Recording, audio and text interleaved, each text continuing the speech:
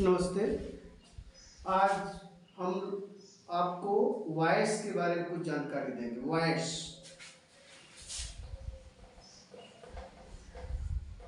Voice means होता क्या? Voice means कहना, स्टेटमेंट देना। अब शब्दों के हेर फेर से कैसे स्टेटमेंट दिया जाए, और अगर उसको हम चेंज कर देते हैं तो फिर कैसा स्टेटमेंट हो जाता है। मतलब दोनों के एक ही होता है, लेकिन उनके कहने के ढंग में बदलाव हो जाता है। यही है वॉइस। वॉइस दो होते हैं, एक है एक्टिव वॉइस और दूसरा है passive voice. Passive voice, active voice और पैसिव वॉइस दो होते हैं। अब हम एक एक के बारे में जानेंगे कि एक्टिव वॉइस क्या है, पैसिव वॉइस क्या है। एक्टिव वॉइस वो होता है जिसमें सब्जेक्ट मेन होता है, उसी की प्रधानता होती है। जैसे राम ईट्स मैंगो। आप एक शब्द है, एक वाक्य है, राम ईट्स मैंगो। राम आम खाता है। जब हम कहते हैं कि एक्टिव वॉइस में सब्जेक्ट की प्रधानता होती है, इसका मतलब होता है कि वर्ब जो भी लगेगी राम के अनुसार लगेगी, सब्जेक्ट के अनुसार लगेगी। सिंगुलर प्लूरल जो भी है, यहाँ प्रोनाउन है तो first person, third person, singular number pronoun क्या है, उसके अनुसार सब वर्ब का इस्तेमाल होता है। ये ध्यान रखना है। Active voice is commanded by the subject, ये ध्यान रखिए। अब दूसरा एक तरीका हो गया पैसिव का। हम रूल रेगुलेशन बाद बताएंगे, आपको एक उदाहरण दे रहे हैं। अब हम इसको अगर पैसिव वॉइस बना देंगे तो mango is eaten by Ram. अब दोनों वाक्यों में देखो, सेंस एक है, राम आम खाता है, इसका अर्थ है मैंगो राम के द्वारा खाया जाता है। दोनों का मीनिंग एक है, कहने का तरीका अलग है। लेकिन यहाँ ये हो गया पैसिव वॉइस। पैसिव वॉइस में जो ऑब्जेक्ट था एक्टिव वॉइस में, वो सब्जेक्ट बन जाता है, और जो ऑब्जेक्ट के अनुसार वो जो है क्रिया वगैरह लगती हैं। अगर मान लो ये प्लूरल होता तो इसके अनुसार क्रिया वगैरह लगती, लेकिन ये जिसके जो इसका स्टेटस होगा, जो इसका आधार होगा, जो लेवल होगा, उसी के अनुसार वर्ब लगेगी। तो एक्टिव वॉइस में सब्जेक्ट की प्रधानता होती है, पैसिव वॉइस में ऑब्जेक्ट की प्रधानता होती है। तो ये दो मेन अंतर है। दोनों का अर्थ एक होता है। एक में ये बताया जाता है कि कर्ता कुछ कर रहा है, कर्ता कुछ कर रहा है, एक्टिव हो गया। पैसिव में ये हुआ कि जो सब्जेक्ट था उसके बारे में कुछ कहा जाता है, उसके बारे में कुछ करने का प्रावधान बताया जाता है। ये हो गया पैसिव वॉइस। अब दूसरी चीज, एक्टिव वॉइस दो तरह का होता है। एक्टिव वॉइस, एक्टिव को क्या हम बोलते हैं हिंदी में? कर्तवाच्य। तो एक्टिव वॉइस दो तरह का होता है। एक होता है सकर्मक, जिसको हिंदी में बोलते हैं, और अकर्मक। यानी एक है वन एक्टिव वॉइस है subject and verb and object, ये हो गया सकर्मक विद कर्म के साथ। दूसरा हो गया जिसमें कर्म ना हो। अब उदाहरण देखिए कैसे हो गया। He writes letter. इसमें देखो ही हो गया, प्रोनाउन है, प्रोनाउन है तो राइट्स में इसके अनुसार इसकी वर्ब लग रही है। ये सिंगुलर है, singular number third person pronoun है, तो इसके लिए हमने वर्ब में मेन वर्ब में यस लगा दिया सिंगुलर बनाने के लिए। अगर प्लूरल होता वर्ब का मेन इसमें लगता, जैसा कि हमने टेंस में पढ़ाया था। और लेटर, ही राइट्स लेटर, वह क्या लिखता है? पत्र लिखता है। तो इसमें ही का इफेक्ट किस पर पड़ा? लिखने का इफेक्ट किस पड़ा? ये लेटर पर। तो हो गया जिसमें कर्म हो, एक अकर्मक जिसमें कर्म ना हो, जैसे ही सिंग्स स्वीटली, स्वीटली वह गाता है।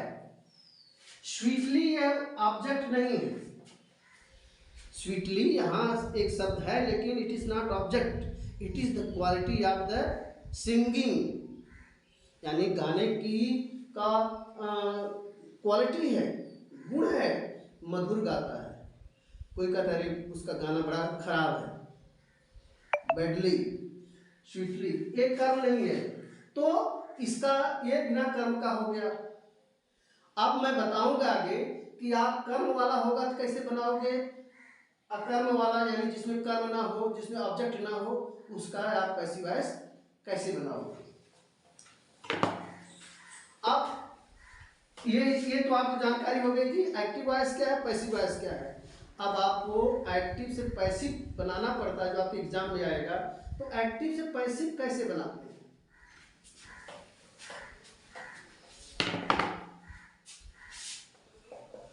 टू मेक पैसिव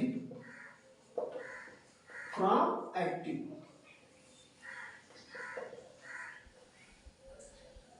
यानी पैसिव एक्टिव से पैसिव बनाने के लिए तो आपको कुछ स्टेप देखने होंगे। पहला क्या है? Recognise the subject and object. कोई एक वाक्य है, उसमें आपको सब्जेक्ट और ऑब्जेक्ट क्या है इसको आपको पता लगाना होगा। कैसे लगाएंगे?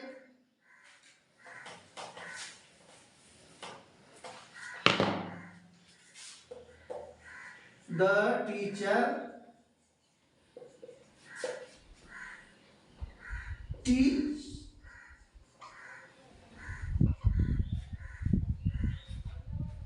Teachers teach the lesson. देखिए ये एक sentence, the teachers teach the lesson. तो सब्जेक्ट ऑब्जेक्ट को आप बाइफरकेट कैसे करोगे, पहचानोगे कैसे? उसको सबसे बड़ा तरीका है कि उसमें आप वर्ब देखो क्या है, क्रिया। टीच पढ़ाना, वर्ब क्या है? पढ़ाना। पढ़ाना में अगर हु का क्वेश्चन करोगे तो आ जाएगा सब्जेक्ट, व्हाट का क्वेश्चन करेंगे तो आ जाएगा object. Who teaches? The teacher. What teaches तो आ जाएगा लेसन। देखिए ये आपको सब्जेक्ट और ऑब्जेक्ट पहचानने का बहुत बढ़िया तरीका। आप केवल उस सेंटेंस की वर्ब ढूंढ लीजिए, वर्ब का पता चल गया, क्रिया का। वर्ब क्या है? यानी action done in the sentence. Action, which is action, what actions are being done? The teachers teaches the lesson. Teach यानी पढ़ाना, उसका काम है टीचर का। पढ़ाने वाला कौन है? टीचर। पढ़ा क्या रहा है? लेसन। लेकिन टीचर और यानी सब्जेक्ट और ऑब्जेक्ट के बीच में को क्या रिलेशन बन रहा है? टीचिंग का, पढ़ाने का। तो ये हो गया आपका वर्ब। वर्ब ही से आप पता लगा सकेंगे कि सब्जेक्ट और ऑब्जेक्ट क्या है। दूसरा स्टेप है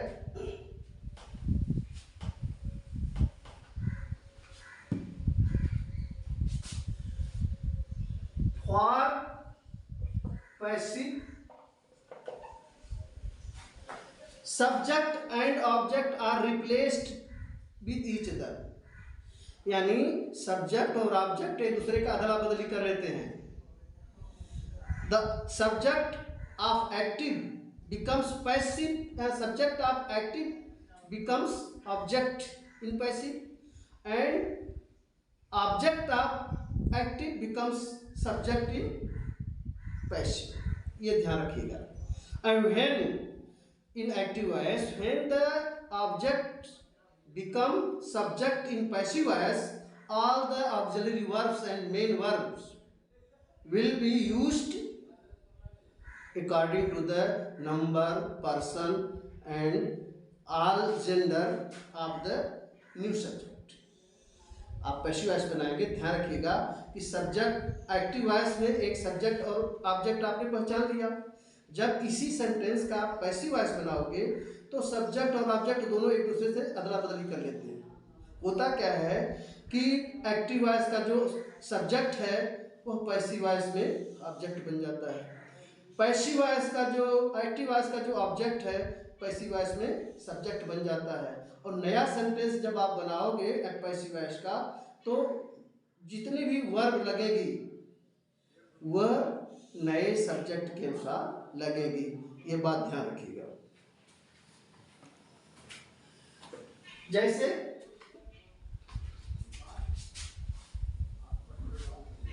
the chairman called all officers, chairman called all officers, called ये है वर्ब पे आप हु का प्रश्न लगाओ, हु कॉल्ड चेयरमैन, ये हो गया सब्जेक्ट। कैसे पहचानो? Who called chairman? Whom called? Who या whom? Whom called officers? ये हो गया ऑब्जेक्ट। अब देखो यहाँ चेयरमैन सिंगुलर है, ऑफिसर्स प्लूरल है। तो whenever you are making passive voice, I have told you that object of the active voice becomes subject and subject of the active voice become object। तो इसका जब बनेगा पैसिव वॉइस तो क्या होगा? Chairman called the officers, passive voice में आप officers को सब्जेक्ट बनाओगे तो जाएगा द ऑफिसर्स। कॉल्ड है, मैं टेंस का बताऊंगा आप अगले दिन। कॉल्ड है ये पास्ट इंडेफिनिट में, तो पास्ट इंडेफिनिट की ऑक्सिलरी वर्ब होती है वाज और were. Was for singular, were for plural. तो ऑफिसर्स यहाँ देखो प्लूरल है तो हो जाएगा यहाँ पर were. Officers were called by, एक लगाते हैं by the chairman. Officers were called by the chairman. Chairman पहले सिंगल था लेकिन अब तब सब्जेक्ट सिंगल था। अब यहाँ पर देखो जब पैसिव वॉइस में ऑब्जेक्ट वो सब्जेक्ट बन गया तो हो गया प्लूरल, तो इसके अनुसार हमने वेयर लगाया।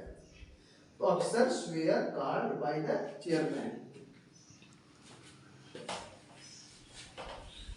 तो आपने सब्जेक्ट ऑब्जेक्ट अदला बदली कर दिया। अब उसके अनुसार आपको आप टेंस को हमने बता दिया है, इसीलिए टेंस पहले बताया था कि आपको हर चीज में, अभी आगे मैं इस डायरेक्ट इनडायरेक्ट स्पीच बताऊंगा उसमें भी टेंस की जरूरत पड़ेगी, इसमें भी टेंस की जरूरत है। तो आपको सब्जेक्ट ऑब्जेक्ट लगा दिए, इसके बाद दूसरा स्टेप है आपको ऑक्सिलरी वर्ब लिखना। Auxiliary verb, auxiliary verb tense के अनुसार रहेगा। प्रेजेंट इंडेफिनिट है तो इज एम आर लगेगा, पास्ट इंडेफिनिट है तो क्या लगेगा वाज वेयर लगेगा। मैं अभी आपको लिस्ट बता देता हूँ। तो ऑक्सिलरी वर्ब के बाद फिर आप लिखोगे वर्ब का थर्ड फॉर्म, यानी जो क्रिया है मेन वर्ब उसका तीसरा रूप, और फिर बाई के बाद आप लिखेंगे ऑब्जेक्ट। ऑब्जेक्ट नया वाला, पहले सब्जेक्ट था चेयरमैन, अब पैसिव वॉइस में ये ऑब्जेक्ट बन जाएगा। हमने लिखा ना, the officers were called by the chairman. ये है नियम। अब कुछ मैं टेंसेस के ऑक्सिलरी वर्ब बता देता हूं। जैसे प्रेजेंट इंडेफिनिट। प्रेजेंट इंडेफिनिट का टेंस अगर एक्टिव वॉइस प्रेजेंट इंडेफिनिट में है, पैसिव वॉइस बनाते समय उसमें आप ऑक्सिलरी वर्ब यूज करोगे इज एंड आर। अगर पास्ट रहेगा तो वाज और वेयर। ध्यान रखिएगा। अच्छा, अब प्रेजेंट इंडेफिनिट वर्ब कंटीन्यूअस और past continuous. Is and are तो होगा ही, बीइंग लग जाएगा, ये ध्यान रखिए। बीइंग वाज वेयर के साथ बीइंग लग जाएगा। एक कंटिन्यूअस की बात बता रहा हूं। प्रेजेंट कंटिन्यूअस और पास्ट कंटिन्यूअस। इज है बाद के साथ बीइंग और जुट जाएगा, फिर वाज और वेयर के साथ बीइंग और जुट जाएगा।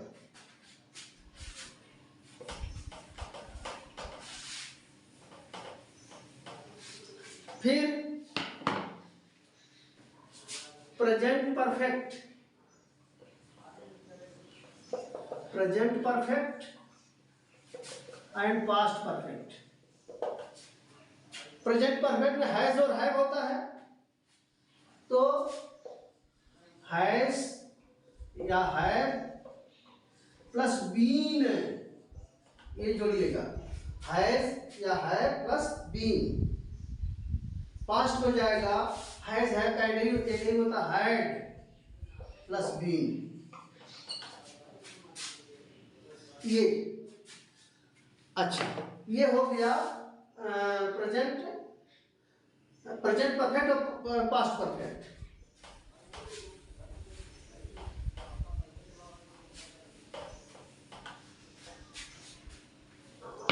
Present perfect continuous past perfect continuous का नहीं होता है, यानी पैसिव वॉइस का जो टेंस का अदला बदली होता है या टेंस का जो यूज होता है वो 8 टेंस का होता है। आपको 12 टेंस होते हैं, प्रेजेंट पास्ट और फ्यूचर, सबके 4-4 भाग, यानी 4 तिहाई 12।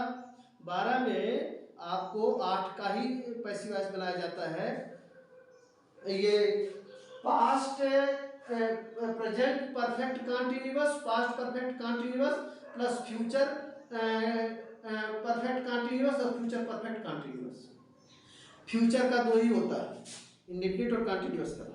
उसका फ्यूचर परफेक्ट कंटीन्यूअस और फ्यूचर परफेक्ट का नहीं होता है, यानी 4 इस तरह से हो गए।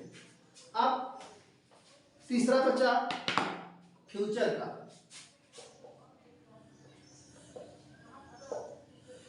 Future indefinite.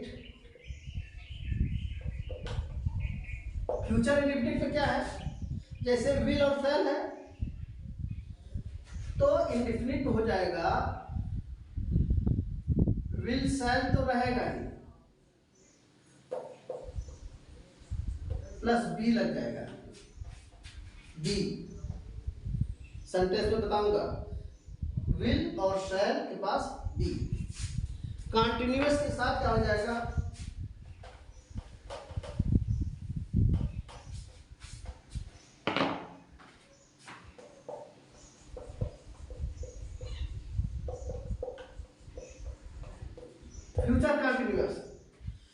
फ्यूचर क्या होता है, विल बी डूइंग होता है। फ्यूचर का सिंपल क्या होता है, I will be coming tomorrow, he will be dancing, he will be writing letter. तो इसका क्या होगा, he will have been, will have been, shall have been. This work will have been done by Suresh. will, shall होगा, फिर इसके बाद have been, बाकी verb का थर्ड फॉर्म बाई होगा तो लगेगा ही। तो आज के वीडियो में इतना बताऊंगा, कल मैं बताऊंगा कि हर सेंटेंस वाइज असर्टिव और इंटरोगेटिव और इंपरेटिव, अगर तीनों सेंटेंस हैं तो तीनों का पैसिव वॉइस कैसे बनाया जाएगा। This is the end for today.